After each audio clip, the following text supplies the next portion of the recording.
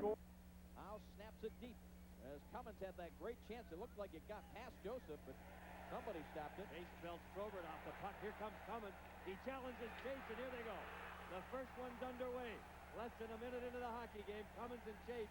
And it's everybody back up, boys, and let them get to it.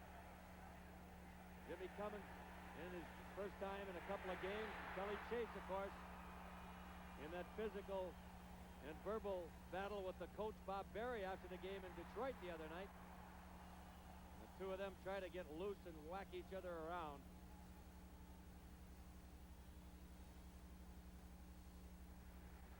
Well, they both were willing to go at the same time. I don't think we're going to get any instigator here. But Cummins got Chase's right arm tied up pretty much so he can't hit, and Chase, one of the smarter fighters in the league. Look out.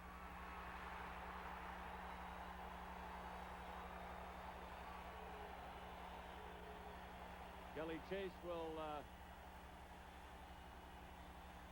probably be given the win on the last knockdown, but well, he didn't land a punch. Look out, Probert over towards Chase. Here it goes, Lowry into Probert. He's beating it. Look out, here comes Zombo. He jumps on Probert. McCrimmon comes to Hedican. Oh, gee, Probert hit Zombo. Did he hit him? He did. Look out, here comes Bassen on Probert, and Cheveldae's got to come to his aid. Here he comes. They're all at it. Look out, Cheveldae's in it. There's two guys are on Probert. There goes Joseph after Cheveldae. The two of them are squared off. And now Lowry. And who's the other one? They both got Probert. Cummins comes out of the penalty box because they're a man short. Joseph is punching away at Cheveldae at center ice.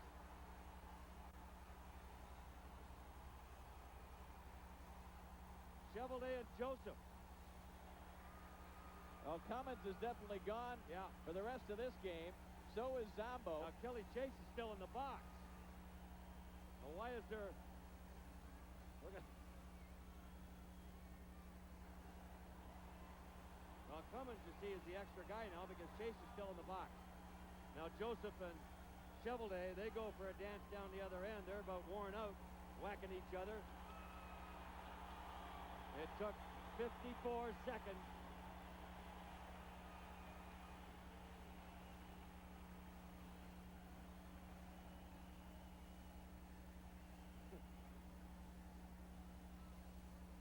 Well, it started. Oh, look out. Probert's over with the fans over there. And they want to get some security there in a hurry. You want to believe that. They want to get some security there, and they are getting some. Now, the question is how Probert and Chase got going after Chase and Cummins got separated. Probert kind of moved in. Look at Zombo trying to get McCrimmon over by the St. Louis bench. Probert kind of moved inside the blue line. Chase came to his right with the linesman with him. And 2 or 3 different times you had 2 blues on top of Probert. And that's why Cheveldae left his net. So Chevy will get penalized for that. Whether he'll get a third man in, of course, if he gets a game misconduct, he's done. The third guy in really was Zombo, I believe. Zombo that jumped in on Probert. But he took a major lick from Probert. Probert just reached over top of the guy he had and whacked Zombo, and he was being held on by McCrimmon by that time. And it looked like when Cummins came out of the box that he did have a cut on his face, so maybe Chase did get him with that last haymaker just before they finally got broken up. May have hit him with one punch during that fight. The last one, I think he caught him in the back of the helmet, just knocked him down. I don't think it was anything dangerous unless he cut himself when he landed on the ice. But they were tied up in a knot and twisted, and when they came apart, Cummins spun and went down at the same time as Chase hit him. It looked like on the back of the head. So, well, I don't think this is any surprise. After the other night in Detroit. No, we were talking about the officials. I said to Jerry Pateman. Now, Pateman happened to be the linesman in New York the night that Probert and Domi went at it. He was the linesman in Detroit last season when Crowder and Probert had their rematch. I said, how is it you get assigned to all the heavyweight fights? And he said, well, it's just a coincidence. And that's when Shawn Burr came out of the locker room, and Burr said, you know, I'm playing on a line with Cummins and Probert, and Pateman just kind of rolled his eyes. Well,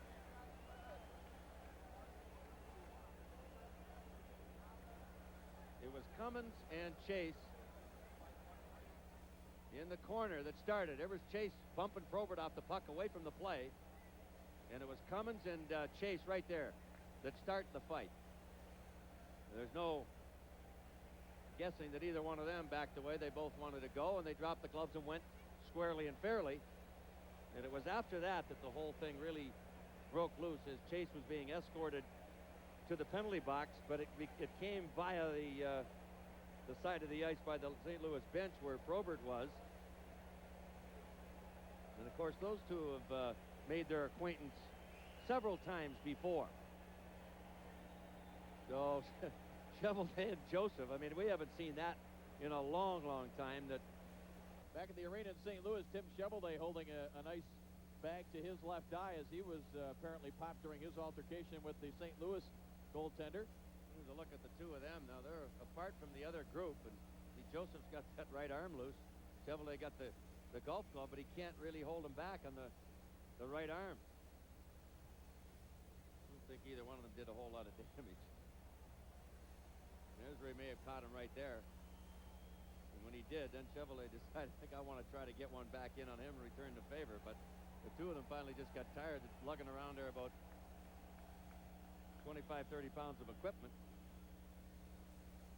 So they still have not figured out over at the penalty box what all the penalties will be.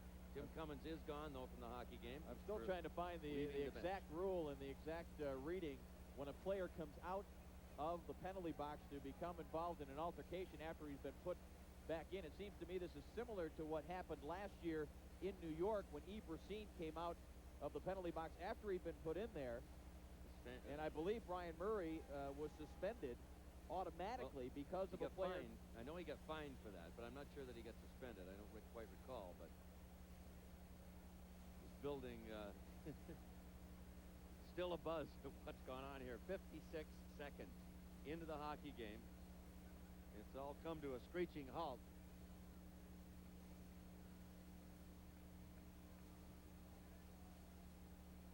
Well, they try to figure out who gets what and what report will be sent into the league.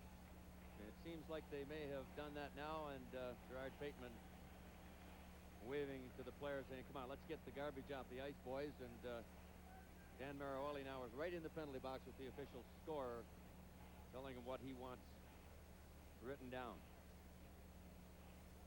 All right, Mick, while we have an opportunity here, let's get to the announcement of tonight's Miller genuine draft lucky puck number. Oh, we're going to have it later on in the third period. I'm glad I didn't give it away. We're just letting you know that we will be announcing our first lucky puck number sponsored by Miller Genuine Draft. We'll have that for you later on in the third period, so stay tuned right here to Fox 50. We've played only 54 seconds rather on the clock, although the puck was dropped nearly 15 minutes ago. And we're going to hopefully be able to pick up the public address announcer here at the arena to get all of the penalties. Referee Dan Marwelli is still over discussing everything with them. Jim Cummins did leave the penalty box, and that'll get him thrown out of the game. He and Chase both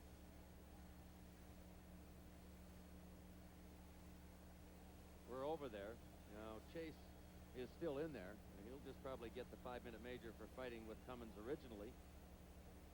There's Marawali.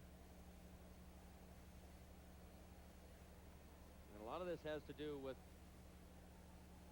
the report that'll go to the league after the game. It's not a matter of just the penalties that are going to be handed out, who was third man in, et cetera, et cetera.